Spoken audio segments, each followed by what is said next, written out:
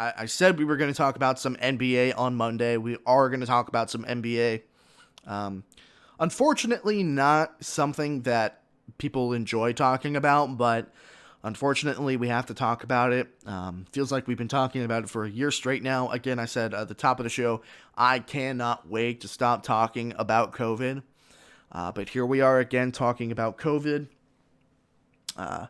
The NBA right now is having a bit of an outbreak. I think that's a pretty good wording for it. They're having a bit of an outbreak when with the coronavirus, ballooning from maybe 10 to 15 cases on Thursday or Friday to 34 by the end of Monday.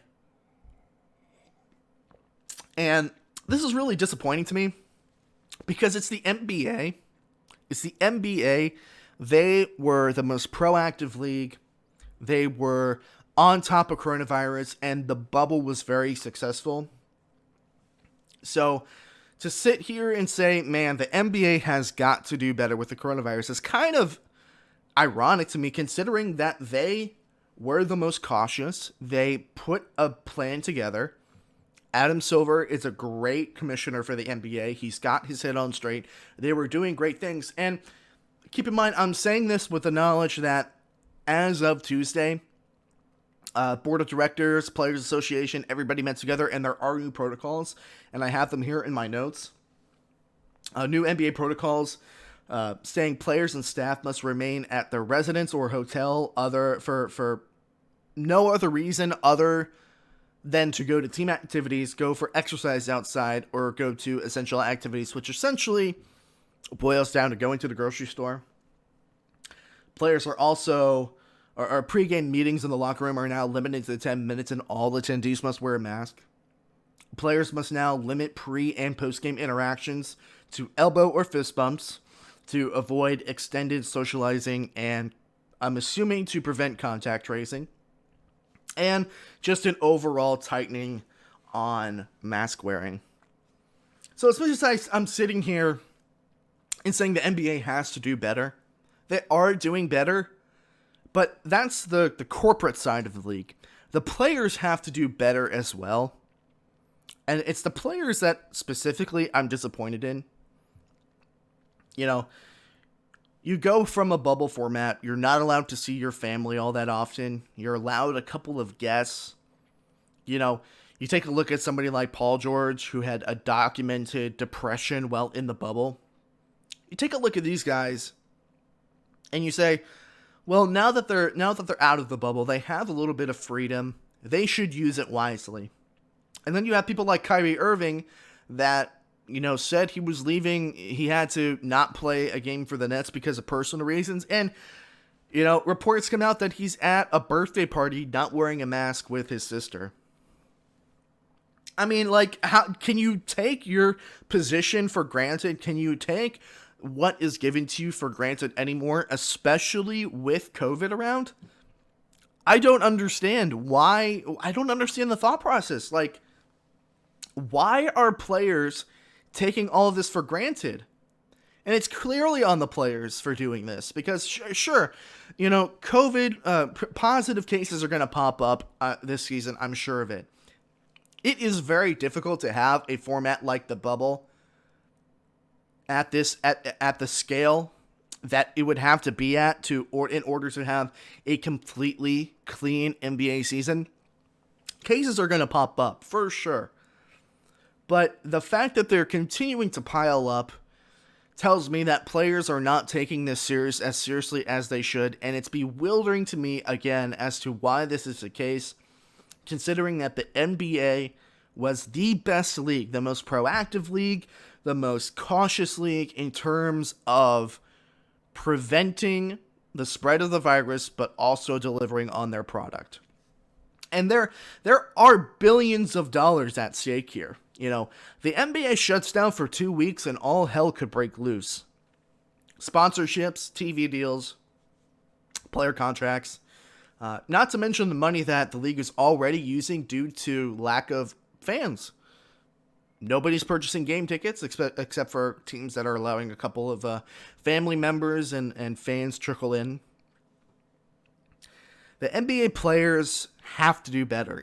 And it's like, I don't know if the players that had the coronavirus in March and throughout the last 7 months saying, well, I got it, I don't need to be careful anymore, and are just not being careful. I want to be careful in what I say here.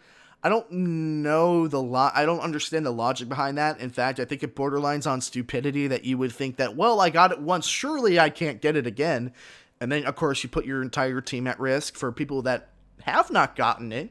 And also, it's not just the players, it's everybody that the players also come in contact with.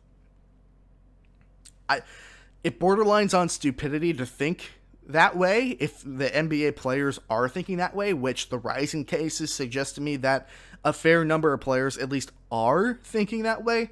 And it's not specifically cases of coronavirus. The number 34 that was thrown around on Monday is the number of players that are in COVID precaution and safety protocol, which means they're either not playing, they're on the COVID reserve list, they actually have the virus, or they're just being held out just to be safe. You know, the NBA players and the NBA have to do better. The NBA, the corporate side, they are taking the steps that they need to in order to be better and safer about the virus. They're upping the protocols, but it's just funny to me. It's irritating almost that it's like, okay, we had a successful bubble. We know what it takes to have a clean league, a clean year, a clean 50-game season, or however many games they're playing. We know what it takes. Here is what we need from you. We have been through this before. We have it all lined out. And then just to have players and coaches and say, nah, I already got it once. I can't really, I don't think I'll get it again. Or, I don't really need to need to wear a mask. I can have a close friend. It's really funny because in watching segments preparing for the show, Rachel Nichols has done a great segment on the coronavirus and these rising cases on ESPN. She goes, and a special friend, in quotations, meaning what everybody knows that it means, which means that the NBA players are having somebody special in their bedroom, their hotel room. The NBA players need to do better. And I'm glad that Adam Silver and the NBA are starting to tighten down, because it's clear that, you know, I don't know. I feel like the NBA are dealing with children at this point. It's like, okay, you know, no drawing on the walls. We know this. We've been over this. And then, you know, somebody goes and draws a smiley face on the wall saying, you know, I already got in trouble for it once. There's no way that I can get in trouble for it again. You know, like, I know that's a stupid example, but that's kind of like the mental gymnastics that are being taken right now, I feel like, with the situation. Like, just wear your mask, be careful, so you don't spread the virus, you don't get contact tracing, and obviously there are some situations in which it's not your fault, you do everything that you need to, and specifically here I'm talking about Russell Westbrook and Bradley Beal, or excuse me, Jason Tatum and Bradley Beal. Sometimes you're going to do things and it's not your fault. Wear your mask, be protective, if not for you, if not for your team, do it for your family and for your teammates' families. Like, it's not that hard. Like, I on the one hand, it's like, it's not that hard to make sure that this is all contained, but on the other hand, I'm just a person in my room talking to a camera and a microphone and talking to all of you. I've got no idea about the greater repercussions of running a complete league like the NBA. So maybe it's not all black and white as I'm making it out to be, but just wear your damn mask. As simple as that. Wear your mask, be careful, go to the grocery store, get your groceries.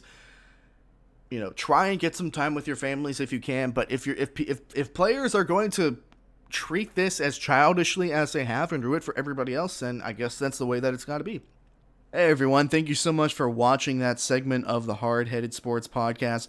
If you're interested in watching more of these segments coming out every Monday, Wednesday, Friday, and Saturday as the show does, you should click subscribe to the Hard Headed Sports YouTube channel.